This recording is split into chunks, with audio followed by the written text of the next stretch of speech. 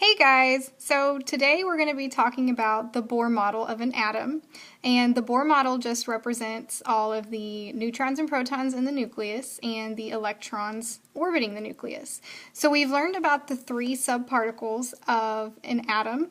We have the positively charged proton, the neutrally charged neutron, and the negatively charged electron.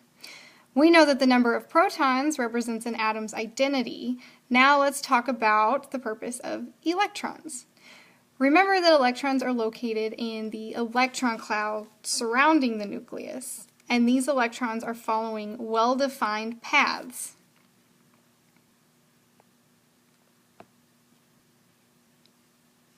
These well-defined paths that electrons follow are called the energy levels, or orbitals.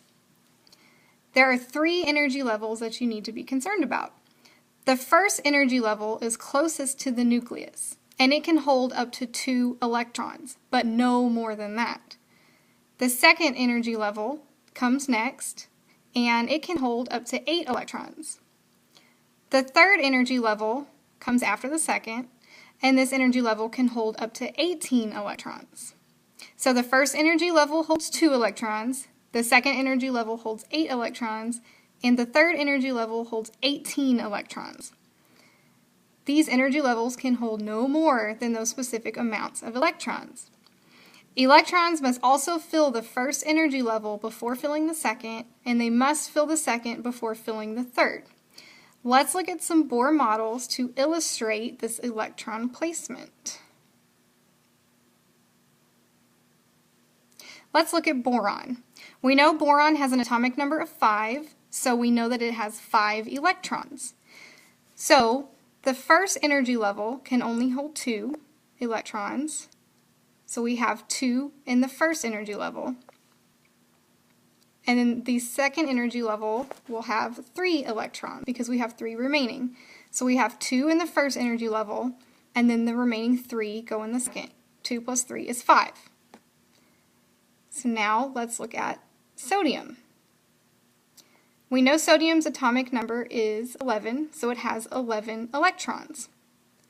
That means 2 would go in the first energy level, 8 would go in the second energy level, and then there would be 1 remaining electron in the third energy level.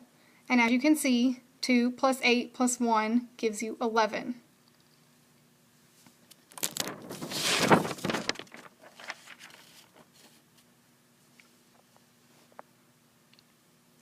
Now, what happens when the outermost energy level, or orbital, is not filled up? We saw that boron has 3 electrons in its outermost energy level, and sodium has 1 electron in its outermost energy level. These outer electrons are called valence electrons, and they determine an atom's reactivity. So, valence electrons are simply the electrons located in the outermost energy level. And in the next video, you will get to learn more about valence electrons and their reactivities. And that's a wrap.